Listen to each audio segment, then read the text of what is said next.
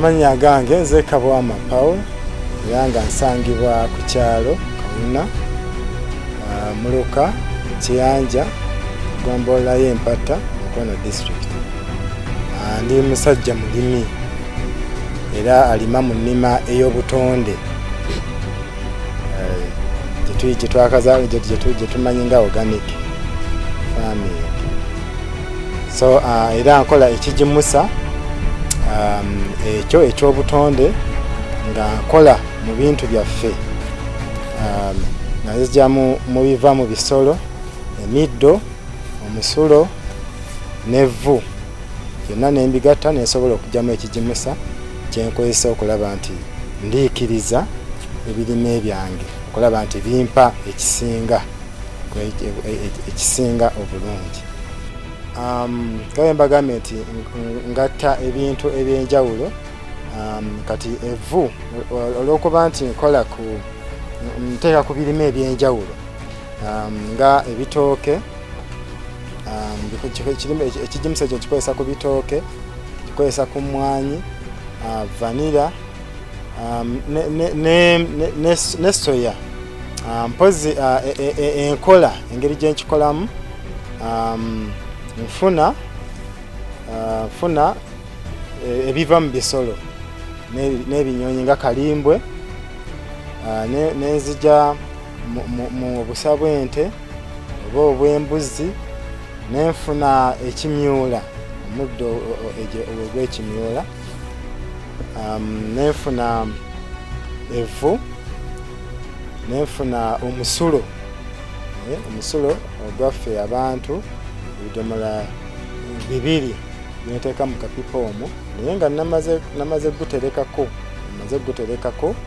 ennaku 14 naguba nga tegukyatiisa muntu yenna. Kyobola nti guba tegukyalimu nnyo, guba tegukyawunya ng'osobola n'ogukwatamu. Kati byonna bwe mmala obbikuŋŋanya nembireeta nembitabula bulungi nnyo, nenfuna ekkutiya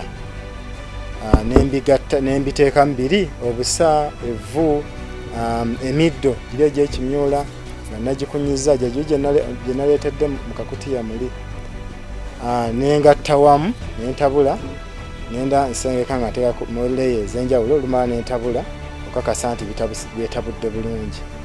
Kati olumala okubitabula byonna nkakasiza byetabudde bulungi, neteeka mu kkutiya nensiba bulungi, nenteeka mu pipa. Kati nendeeta ebidomola byaffe ebiri eby'omusulo 2 nenjuwamu. Kati awo nensiba ku muti nemba nti biba nti bisobola okuba nga byetabula bulungi. Kati epipa eyo ngireka nga mmaze okubiteekamu ennaku ziba 14. Kati biba bimaze bulungi nnyo okwesengejja ebirungo byonna. Olwo ekyo kiba ekigimusa, oluvannyuma lw'ennaku 15 kiba kigimusa ekiwedde obulungi, era nga bwe nkiteeka ku kirime kigasa bulungi ekirime, kubanga mubeeramu bulungi nitrogen, olw'okuba mulimu n'evvu, mubeeramu potassium ebimu ku birungo oba ebiriisa. Naye nga mukozesa ebigimusa ebyo olw'ensonga nti byaffe kigimusa kya butonde, ate bw'okikozesa nga tekirina bulabe bwekireeta ku kirime, okuggyako ate okugasa ekirime, tekirina bulabe nga nze akikozesa bwekindeetako nga bwe tukozesa ebigimusa ebirala, nti olina nakozesa gloves. So kino ekyaffe tokozesa na gloves kuba tekirina buzibu bwonna bwekikuleetako. Ekigimusa ekyo ntundako nga nguza, bamanyi nti tuli mu kibiina weta ESAF, Eastern Southern African Small Scale Farmers Forum. Kati mulimu groups nyingi. Kati nsooka nempaako bammemba bange bwe tuli mu KK Farmers Group, ndi member wa KK Farmers Group, ne Nampate Dairy Cooperative Society Limited. Kati abo eriyo benguzaako ku kigimusa kyange ekyo. Nkyenyumirizaamu ekigimusa ekyo olw'ebirungi bye kinkoledde, ate n'akasente kekindeetera ate nga tekirina buzibu bwonna ku butonde n'eri obulamu bwange obwa famire yange.